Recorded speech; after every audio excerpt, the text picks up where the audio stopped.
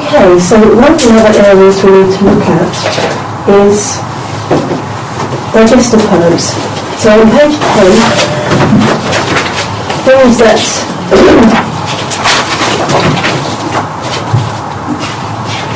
we can get to help things along. Okay, so we've got a list of herbs here that are stimulants, in other words, that actually help. They're sometimes called digestives. Okay, because of the way they work. I mean, the first two, basic liver support, serious liver support. Ginger, of course, is wonderful all-rounder. Ginger, again, a very, very strong liver support. And licorice, of course, is a throat, saliva side of things. So again, sometimes people find if they are having trouble with saliva, that licorice may be an interesting place to go. Of course, it's a plant, of course. And of course, when in this country, as in Pontefract cakes, so it's like it's Now, relaxing herbs, we've got their hops, slippery elm and aniseed. These are fairly well known as coriander, fennel, chamomile, of course, as tea, and peppermint as tea. So aniseed, of course, you'd also, for some reason, Perno came to mind there. But did you say that the Chinese, they use star aniseed? Yeah, star anise, yeah. And that works in a different way. So you've got the stimulants, you've got the relaxants, and you've got the really important ones, and these are the most common ones, is the antimicrobials. I use the word microbial because they're also anti-worm, antiviral, and antibacterial. And of course, and of course, not to be ignored at all. They are powerful things. Herbalist said to me when I used to get sore throat, septic throat, she said, as soon as you get the first sign, she said, make a tea with thyme and sage. Yeah. You can add vinegar in it as well as you want, and gargle it and then drink it. Yeah. Gargle and drink.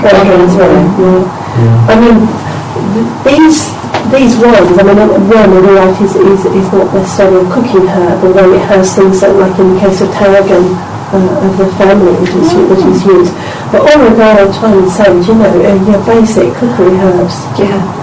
And of course the way EU traditional home medicines directives well, it's just as well they can't legislate against cookery herbs. Otherwise we would be having problems.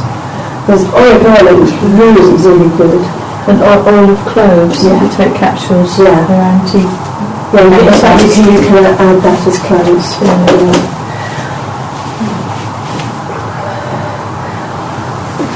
I think I've only ever had personal experience of one lot of worm. That was after being in hospital and having a baby. I ate salad, which was a big mistake. There must have been Paul, must have been the bit that I had. I noticed some very fine threads. I went to the local pharmacist because I was only 25 or something, two small kiddies. And he was really, really good. And I said to him, he said, where have you been? And I said, I've just come out of St. Richard's. I said, I just had a second baby. He said, you had salad, didn't you? So it's the summer. I said, yes. He said, oh dear. He said, we are. It was thread worms I picked up from some eating. That's worms as a kid. Yeah. I know because I had a cook up for my daughter. Well, I think so, but she was getting them constantly around school. Yeah, school. I was going to say. Since I'm taking Bruce and her diet, and her stomach is stronger. We're not getting work anymore. This is the thing, you see. I was in a weakened state because I just had babies. So, always getting those but it is. It's like, and of course, most of if you go through an allopathic route of dealing with these, it tends to be, certainly on the worm side, it tends to be they give you something that makes them immobile, and then whatever else you have, flushing everything out. So that's how that sort of stuff works. And that's how they get rid of things. I presume take relief. We don't get people with that so much these days, because that tends to be from contaminated meat. Threadworm tends to be from people from the soil and from handling. So most of it is relatively straightforward from an allopathic point of view, but certainly herbs, things like wormwood and cloves and things like that. I did have some nasty parasites a few years back, and it was cloves and wormwood I had to make. And the other thing, of course, is the micro, the amoebas are like, I had somebody swimming in the X that ended up with an amoeba infection. You tend to get them all abroad, of course. You get amoeba dysentery and all that sort of thing. And it tends to be the same thing. It tends to be the same herbs if you're going the herb route. How would you know if you had tick bug? How would you know that? You'd lose weight very quickly, you'd be feeling like shit, basically, and you would look not good.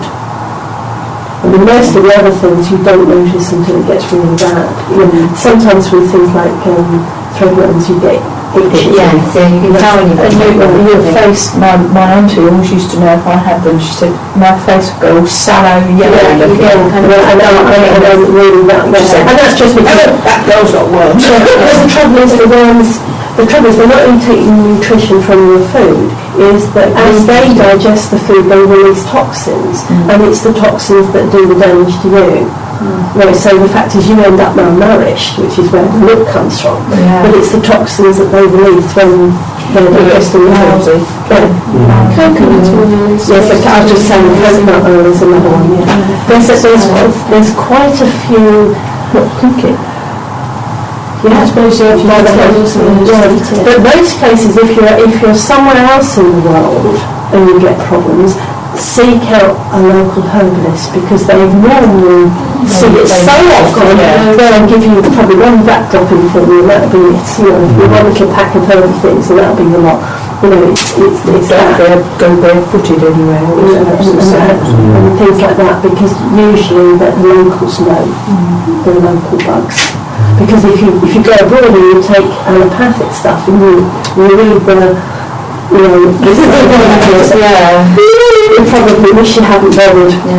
So it's probably as best to go the essential oil herbal route. We discovered my daughter had got parasites as well, because she tore ligaments in her leg and they wouldn't heal, and the byproduct of the parasites was to create more lactic acid, so it meant the muscles were tight. My daughter keeps having the same ankle and she keeps losing it. Does that mean she keeps, spraining it?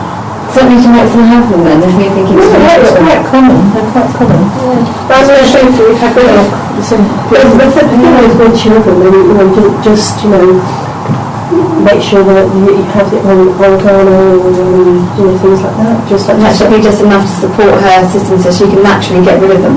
But if not, you can just use that.